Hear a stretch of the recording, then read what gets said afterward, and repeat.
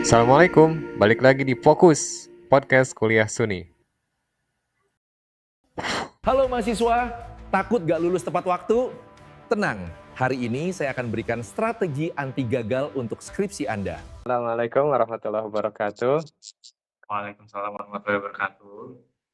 Alhamdulillahirabbil alamin. Assalatu wassalamu ala Rasulillahil Karim wa ala alihi wa sahbihi ajmain. Amma ba'd.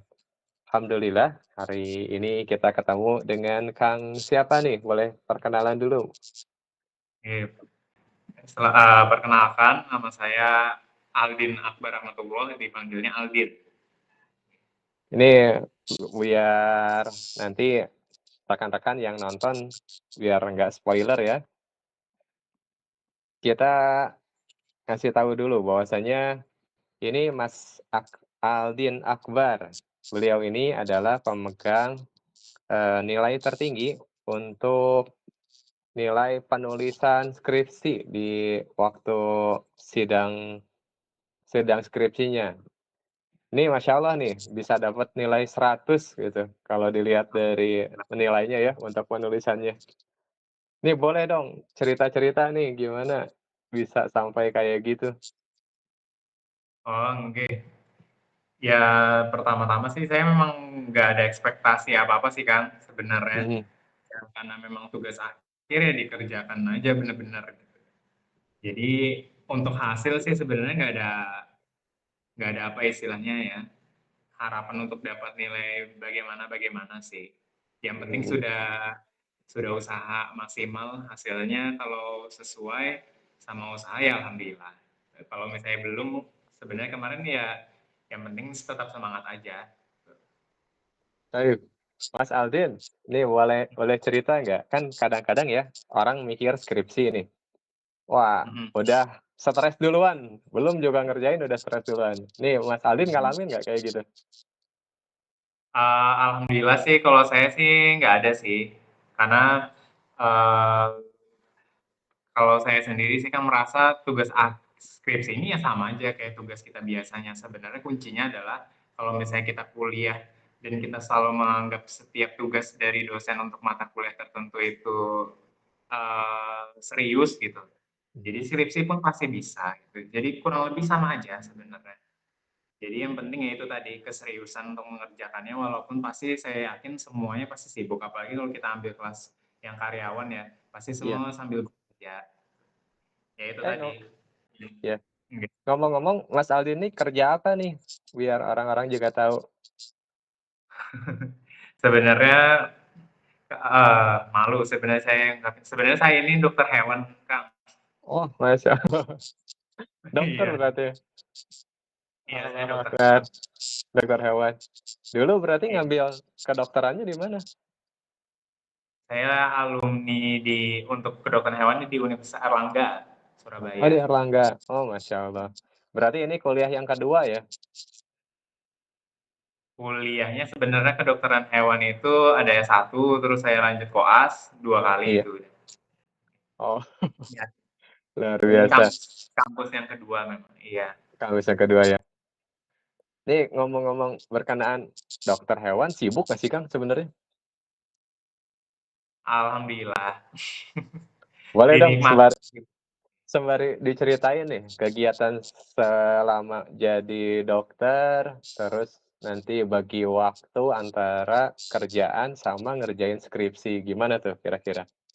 Oh iya, siap. Jadi sebenarnya karena saya kan kebetulan dokter hewan, terus saya juga praktek mandiri gitu. Jadi punya klinik sendiri. Nah, kuliahnya ini agak struggle itu sebenarnya kalau misalkan memang lagi ramai pasien dan biasanya kan kuliahnya kan weekend ya. Kalau ramai pasien weekend terpaksa kadang bisa join, kadang enggak sih. Mhm. Tapi selalu diusahakan join. Mantap, mantap. Terus itu kan bikin penelitiannya, kita ngomongin judulnya dulu ya. Nah, tadi Mas Aldin ini ngambil judul pengaruh tenaga kerja, pertumbuhan penduduk, dan pendidikan terhadap pertumbuhan ekonomi di kota Banjarbaru. Ya, Ini luar biasa nih, dari dokter langsung ke pengaruh tenaga kerja. Ini ada dasar apa nih ibaratnya alasannya kenapa kok sampai pengen neliti ini? Oh ya siap. Jadi sebenarnya awalnya sama aja sih Kang.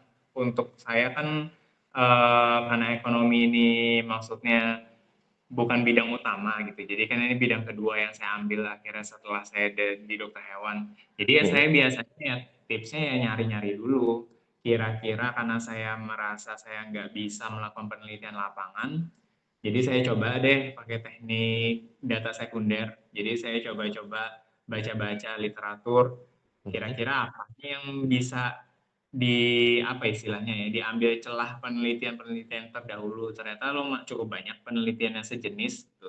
Iya, Kebetulan karena belum ada di kota saya ini yang memperhatikan kurang lebih topiknya seperti itu kan masuknya ekonomi makro ya. iya. Nah, jadi ya akhirnya saya ambil di bagian situnya. Oh, di Banjarbaru ternyata ada. Setelah saya cek data sekundernya juga lengkap, jadi siap langsung dieksekusi aja sih. Oh iya, mantap. Berarti ini Mas Aldin ini asalnya emang dari Banjarbaru gitu? Betul, saya di Banjarbaru. Termasuk prakteknya juga di Banjarbaru? Betul, iya. Wah, iya. Jadi ini ngambil kalau boleh tahu nih, ketika berarti Mas Aldin ini ngambil penelitian kualitatif atau kuantitatif? Kuantitatif, penjabarannya deskriptif. Jadi karena Oh, datanya berarti ada campuran ya? campuran ya, mix. Oh, mixed method berarti? Mungkin bukan mix method bener sih, Mas, lebih ke kuantitatif sih sebenarnya lebihnya itu. Cuman mix-nya itu Oke. karena banyak, apa istilahnya, banyak data pustakanya itu bukan terjun lapangan aja. Sebenarnya kan kuantitatif kan sebenarnya datanya biasanya diambil langsung terjun lapangan ya. Saya Iya. kebetulan data yang di lapangan itu bentuknya angka, jadi bisa dilakukan, apa namanya, analisis secara kuantitatif. Oh, Masya Allah. Mas nih ngomong-ngomong skripsi ya, kan nggak sedikit nih orang yang ngerjain skripsi itu kadang-kadang suka pesimis lah di awal. Terus dan kita juga tahu bahwasanya Mas Aldin dapat nilai segitu tuh tentu bukan hasil nembak, tapi lewat hasil ini ya, kerja keras gitu. Nah, kita pengen tahu nih, eee, kalau boleh diceritain panjang boleh deh. Jadi struggle-nya Mas Aldin ketika bikin skripsi ini tuh seperti apa kira-kira? Oke, siap. Jadi ceritanya mungkin ya itu tadi balik lagi, karena background saya sebenarnya kan dokter hewan ya, dan saya ambil kuliah ekonomi syariah, itu jadi hal yang baru, tapi sebagai karena saya suka tantangan juga, jadi saya senang aja sih menjalaninya. Jadi ya karena memang saya belum terlalu menguasai, akhirnya saya saat kuliah itu ya banyak beli buku juga sebenarnya, buku-buku yang terkait perkuliahan. Kan ada di kurikulum misalkan mata kuliah ini semua dibeli gitu kan, Oh, Masya Allah. dipelajari.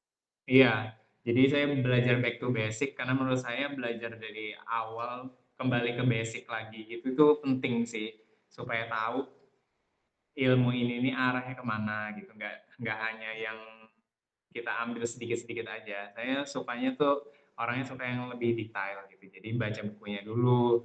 Kalau sudah paham ini ternyata ekonomi menarik gitu kan. Nah, ada ketertarikan di situ, jadi kita Mhm, bisa ada semangatnya gitu mengerjakan skripsi. Kalau skripsi susah itu udah pasti ya, apalagi kalau misalnya bagi orang yang baru. Karena kebetulan saya itu memang sudah pernah melewatinya sebelumnya. Jadi mmm, karena kan di dokter hewan kan saya juga bikin skripsi dulu kan.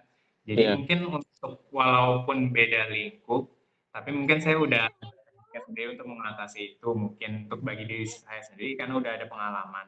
Gitu. Tapi bagi teman-teman yang baru sama aja sih, semua pasti skripsi itu susah. Jadi nggak ada cara lain kecuali apa namanya, memulainya itu perlahan aja. Jadi bisa baca-baca nih atau tanya sih, teman-teman yang di sekitar atau orang keluarga kita yang pernah skripsi, sebaiknya skripsi itu kita mulainya dari mana. Misalkan, eee, mencari judulnya dulu, terus cara cari judulnya bagaimana, seperti saya tadi kan akhirnya bisa menemukan nih celah judul yang menurut saya mampu dan bisa untuk mengerjakan, gitu. Nah, Terus kita akhirnya ya mulai-mulai cari apa namanya, referensi. Biasanya saya buka di Google Scholar, cari-cari kata kunci yang sesuai sama topik yang mau saya angkat, gitu. Terus saya baca-baca tuh literaturnya, oh ternyata begini, misalkan cara untuk mengerjakan skripsinya itu mulai dari bab 1 saya harus nulis apa, itu udah tergambar pasti dari referensi itu. Saya rasa sih memang kalau misalkan kuliah online susahnya ini kalau misalkan kita benar-benar eee, apa ya istilahnya ya, belum banyak nyari tahu cara nulis skripsi itu gimana, pasti agak kesulitan. Karena memang kan di perkuliahan kan, eee, kadang banyak juga yang nggak join kuliah gitu, tahu-tahu kok udah semester akhir, tahu-tahu disuruh nulis skripsi, padahal pas kuliah nggak terlalu didengarkan. Saya rasa pas kuliah itu udah cukup sebenarnya, cuman ya itu balik lagi, karena memang karena ini perkuliahan online dan teman-teman yang lain pada kerja juga, ya itu kesusahannya itu di situ mungkin. Nah, jadi pas apalagi pas mata kuliah metodologi penelitian itu memang harus diperhatikan sekali gitu untuk membantu penunjang penulisan skripsi. Setelah kita misalkan tadi ya udah tahu nih topik yang kita mampu dan ternyata dapat ACC dosen gitu kan, ya udah mulai ditulis aja langsung. Dari itu kan dari banyak referensi yang kita baca kan bisa kita banyak apa ya istilahnya sadur ya kata-katanya, disitasi lagi gitu, tinggal diolah-olah lagi bahasanya. Sudah nanti bab 1 selesai, bab 2 selesai, itu pasti perlahan tuh cepet aja selesainya sebenarnya. Tapi itu balik lagi memang pengalaman itu penting. Kebetulan kan karena saya sudah ada pengalaman, alhamdulillah sih lancar-lancar aja walaupun memang ini bukan ilmu yang saya kuasai utama gitu. Tapi Oh, ternyata kalau misalkan dipelajari lagi pasti bisa aja karena memang sebenarnya semua itu pasti bisa, yang penting kitanya aja mau belajar gitu aja sih, Kang. Jadi oke. penulisan skripsi alhamdulillah sih oke-oke aja. Oke. Ini Mas Aldin, boleh nggak, kita ngulik-ngulik secara detail? Kadang-kadang kan orang kalau misalkan diceritain, "Oh ini mudah, ini seperti ini bisa, seperti itu bisa." Kita juga pengen nih, ibaratnya strateginya Mas Aldin, ibaratnya bikin schedule nih, per pekan, misalkan melakukan apa, terus nanti dari hasil judul tuh step by step-nya, Mas Aldin kira-kira seperti apa? Dari bab 1 dulu mungkin. Kayak gimana Mhm. tuh prosesnya dari judul sampai turun ke bab 1? Oke, siap. Jadi sebenarnya sebenarnya, yang utama dalam penulisan skripsi ini memang, komitmen aja. Saya dari dulu waktu saya kuliah pertama kali dulu sebelum di ekonomi syariah ini juga Mhm. mempercayai kata-kata bahwa, skripsi itu yang bagus itu yang selesai, gitu kan. Iya, Sebenarnya skripsi yang paling bagus itu yang selesai. bener banget tuh. Jadi maksudnya apapun yang terjadi, ya kita balik lagi mindset itu, oh harus diselesaikan gitu. Karena mau itu ada kesalahan penulisan, mau itu ada salah metode, yang penting selesai dulu karena ada dosen pembimbing yang akan membenarkan pasti, gitu kan. Mhm. Nah, yang kedua, setelah kita dapat mindset itu, maka ya harus kita jalankan, nggak cuman dapat apa namanya diamini aja mindsetnya. Jadi dijalankan. Saya dari dulu kalau inget banget dulu profesor saya itu pernah bilang sebenarnya pekerjaan itu selesai aja, yang penting kita tuh bisa apa istilahnya ya, mengorbankan 1 jam aja dari 24 jam kita misalkan untuk nulis skripsi setiap harinya. Itu selesai aja, cuman biasanya di dunia yang serba digital ini biasanya terganggu nih, sejam yang itu kita pakai misalkan untuk main HP gitu, atau dan yang lain-lain di tengah kesibukan kita yang lain ya maksudnya. Mhm. Sebenarnya ada aja, pasti dalam 1 hari mau 30 menit kita yang bener-bener sebenarnya free gitu. Sebenarnya kalau misalkan kita mau lepas HP terus kita ngerjain skripsi pasti selesai, kayak gitu. Nah seperti itu, jadi saya, oh iya juga ya sebenarnya memang hal itu terjadi walaupun mau sesibuk apapun. Misalkan ada teman rekan-rekan yang, oh ngurus keluarga di rumah, ngurus anak padahal atau kerjanya memang banyak gitu, mau kerja pulang apa pagi pulang sore gitu, padahal tetap Nah, aja ada tuh seharusnya waktu yang biasanya kita gunakan untuk santai, nah kenapa nggak kita ubah dulu untuk skripsi, kan itu kan nggak berlangsung lama ya, maksudnya nggak untuk berlangsung selamanya. Jadi di pengorbanan itu sih yang utama. Nah setelah kita dapat mindset itu, kita laksanakan kan, nah iya. ya itu tadi balik lagi ke metode yang tadi saya bilang, cari judul itu tadi.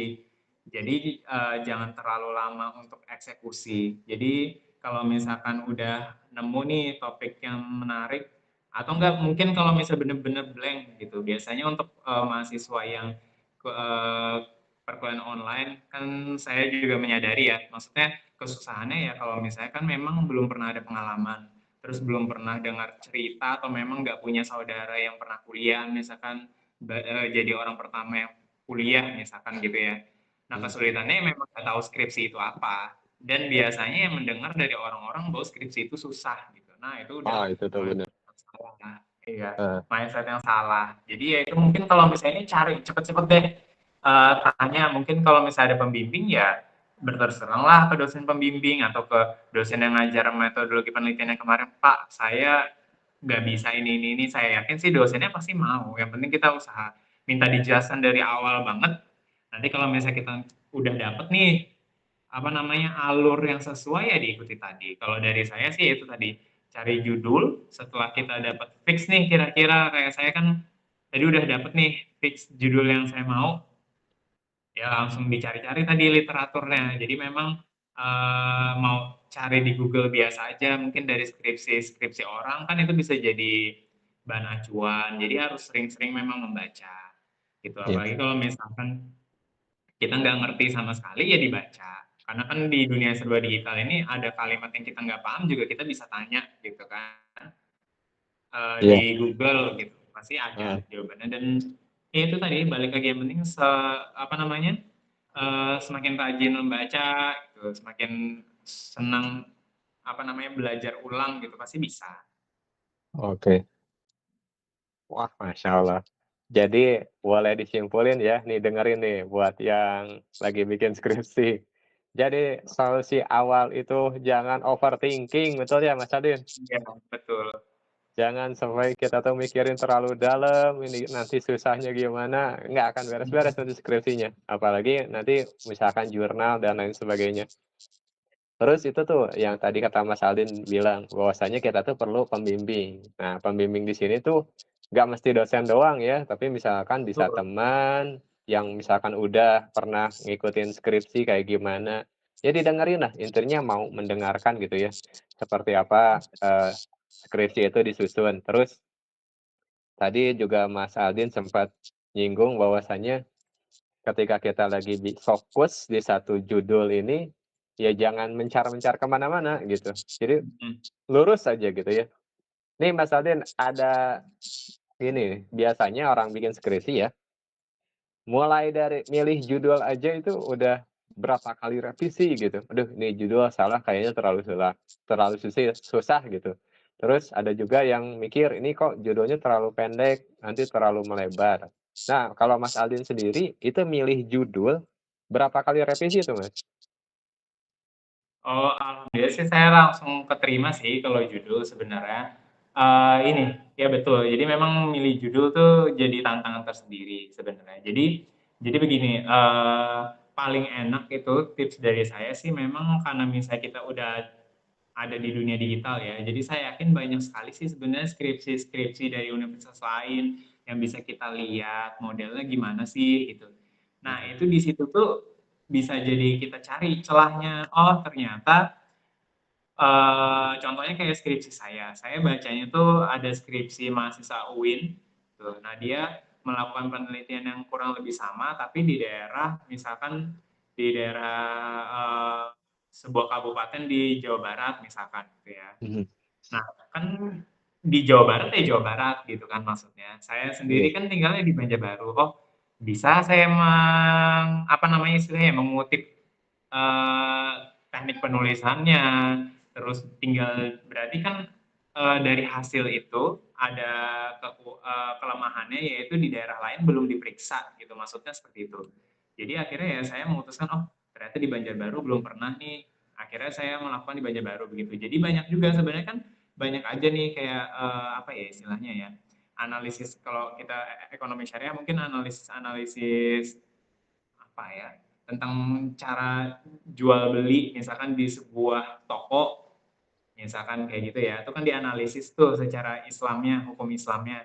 Nah itu kan kelemahan dari yang sudah ada kan karena dia tidak pernah melakukan pemeriksaan di daerah kita. Misalnya di daerah kita ada toko yang terkenal juga nih sebenarnya gitu, atau produk kehalalan produk A gitu. Sedangkan kan produk itu kan ada ratusan. Nah, kita bisa tuh ambil dari yang kecil-kecil aja gitu. Jadi kalau misalkan ambil skripsi itu nggak usah yang terlalu muluk-muluk gitu, yang orang kita cari aja kira-kira di mahasiswa-mahasiswa ekonomi syariah di Indonesia ini skripsinya tentang apa.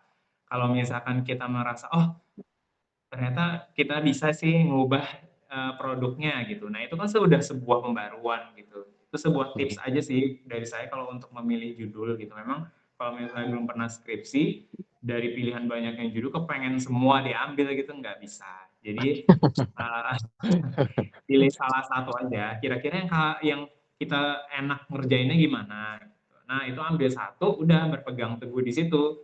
Jadi Iya. nanti tinggal cari nih referensi yang misalkan menggunakan metode yang sama gitu. Nah, dicari-cari aja, dibaca, oh ternyata cara menelitinya seperti ini, misalkan harus wawancara, harus kuesioner gitu. Nah, itu kan mudah aja sebenarnya gitu. Nah, yang sulitnya itu tadi, kepengen semuanya diambil gitu. Jadi satu aja, terus nanti kalau misalnya satu itu udah di ACC pembimbing, ya bisa langsung ditulis gitu, nggak usah banyak-banyak. Iya, betul betul. Berarti ini saran dari Mas Aldin ya, kalau misalkan simpelnya nyari judul itu lihat yang ada, misalkan orang ada yang nulis teori ekonomi apa di kota Bandung, ya tinggal ganti kotanya aja ya, kota Banjarnegara, kota Makassar gitu. Selagi betul, selagi catatannya belum pernah ada yang sama gitu, tapi kalau Iya, sama kan ya. Nah, itu kan betul. sebenarnya Indonesia kan kaya ya, daerahnya juga Mhm, banyak. Jadi semua masih banyak kesempatan untuk skripsi-skripsi ekonomi syariah itu terjadi, gitu. baik. Nih Mas Aldin, lanjut nih dari mulai judul turun ke bab satu. Menurut Mas Aldin di bab satu itu yang bikin lama itu bikin apanya tuh Mas Aldin? Sebenarnya mungkin kalau misalkan memang, apa ya istilahnya ya, kalau memang kita belum punya pengalaman sama sekali, itu tadi balik lagi, pasti bingung bab satu cara nulis latar belakang itu bagaimana gitu. Mhm Nah ini tadi balik lagi, sebenarnya kalau, tips dari saya sih kalau misalkan memang kita udah dapat judul nih, mhm nah kita cari jurnalnya atau skripsinya yang judulnya itu mirip tadi, misalkan cuman berbeda daerahnya itu kan. mhm. Nah, kita cari itu apa namanya, satu acuan. Di situ kan mereka kan pasti ada latar belakangnya. Nah, latar belakangnya itu bisa kita tiru tuh cara penulisannya, tinggal tinggal itu tadi dimodifikasi atau dicari, teknik penulisan yang lain, misalkan Mhm. diambil dari bagian apanya gitu. Nah, di-mix biasanya setiap karya itu berbeda-beda dia cara nulis latar belakangnya. Nah, latar belakang dari karya-karya yang mau kita jadikan acuan, kita mix teknik penulisannya itu sudah jadi hal yang baru. Itu Oh, tips Masya Allah. Tips-tipsnya. kegiatannya di Oke, latar belakang, iya. Tapi latar kalau udah belakang. sisa-sisa ke bawahnya sih mudah-mudah aja sih. Kan Mudah ya? latar belakang nanti muncul rumusan masalah. Nah, rumusan masalah itu biasanya kurang lebih sama aja sih sama skripsi-skripsi atau jurnal yang sudah ada gitu. Nah, itu udah bisa tinggal di otak-atik aja bahasanya.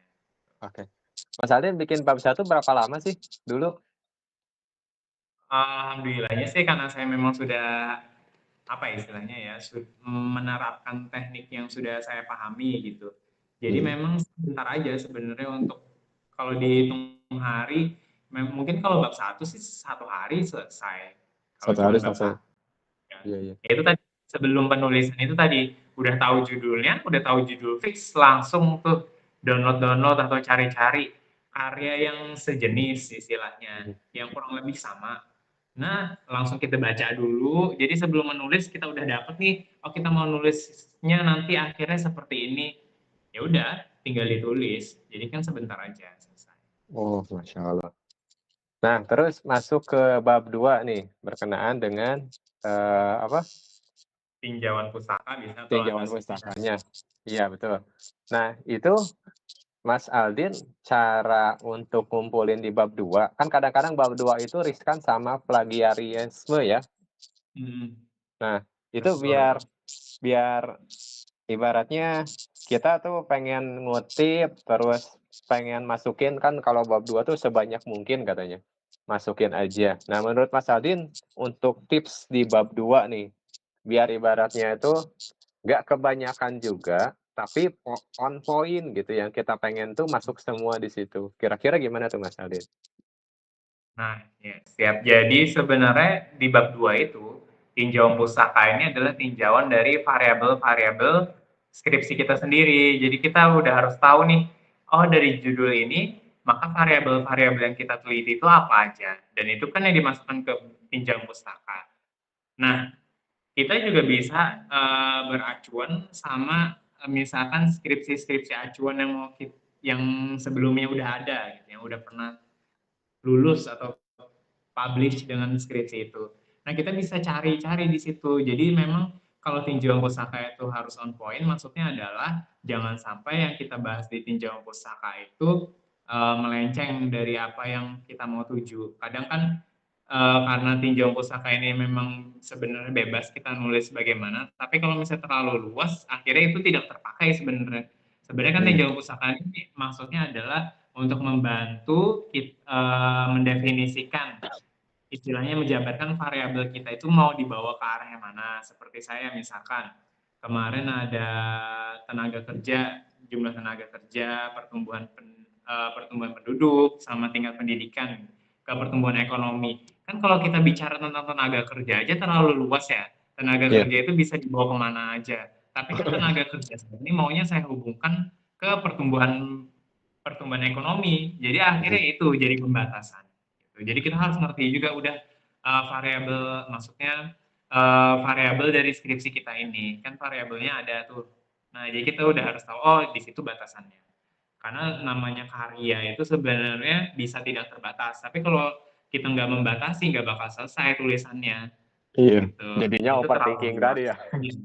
Jadi akhirnya kita harus membatasi. Jadi kita memang sebenarnya apa istilahnya pengalaman itu penting banget sih Kang. Jadi ya itu tadi kalau misalkan memang belum lihai gitu, alangkah baiknya kalau misalnya kita punya teman atau saudara yang secara langsung bisa ngasih tahu, oh baiknya nanti ini aja yang dibahas. Karena saya rasa walaupun memang teman atau saudara kita atau tetangga kita tuh tidak linear, misalnya bukan orang ekonomi syariah, bukan orang Mhm, ekonomi atau manajemen yang sejenis seperti dokter, mereka pasti misalkan seperti dokter ya atau iya. anak teknik. Nah, itu mereka bisa aja nanti mengarahkan, membantu gitu. Misalkan, oh skripsi kamu tuh harusnya seperti ini aja yang dibahas. Itu bisa tuh. Gitu. Tapi kalau enggak ya itu tadi balik lagi dilihat dari yang udah ada, itu mereka membahasnya seperti apa. Kan skripsinya udah publish, saya rasa itu udah masuk ke tahap pembimbingan beberapa kali, udah masuk ke Iya. tahap pengujian sebelum akhirnya resmi menjadi karya akhir kan. Jadi itu udah pasti udah sesuai dengan yang seharusnya. Jadi itu bisa kita pahami. Oh, nulisnya misalkan kayak punya saya contohnya tadi kemarin kan, oh ternyata tenaga kerjanya nggak semuanya memang ditulis. Karena kan kalau misalnya untuk berbicara tentang tenaga kerja aja atau tingkat pendidikan aja itu banyak sekali yang bisa dibahas. Gitu. Tapi kan yang saya mau yang bisa membantu untuk mendefinisikan skripsi saya ini isinya apa, maka tinjauan Mhm. pusakanya ya itu tadi dibatasi. Oh ternyata tenaga kerjanya itu yang berkaitan tentang dengan pertumbuhan ekonomi itu gitu. Tingkat pendidikannya juga berkaitan dengan pertumbuhan ekonomi. Yang berkaitan aja biasanya. Nggak semuanya ditulis memang. Wah, bener-bener. Ya kadang-kadang apa ya, bab 1, bab 2 tuh orang masih semangat lah, masih berapi-api gitu ya. Wah pengen Hmm, bagus, pengen perfect, pengen komplit gitu. Tapi justru iya, itu tuh yang bikin bikin skripsi kita tuh makin tambah nggak selesai-selesai gitu ya, Mas. iya betul. Nah, Malah nggak ada ini ya, nggak bertema akhirnya. Jadi kita akhirnya merasa ah, kok jadi ke arah sini gitu. Nah itu tadi maksud saya itu setelah punya judul, pahami benar-benar judulnya. Nanti setelah kita pahami judulnya benar-benar, kita tahu variabelnya, kalau boleh mungkin menuliskan setelah judul itu ke bab 3 dulu mungkin, ke metode, supaya iya, lebih mudah. Karena metode kan ada penjabarannya nih, skripsi kita ini metodenya mau pakai apa. mhm, Terus, terus apa namanya, saya variabelnya apa aja. Nah, setelah kita paham tentang itu, maka nanti di penulisan bab 2 itu jauh lebih mudah. Oh, mantap, Masya Allah.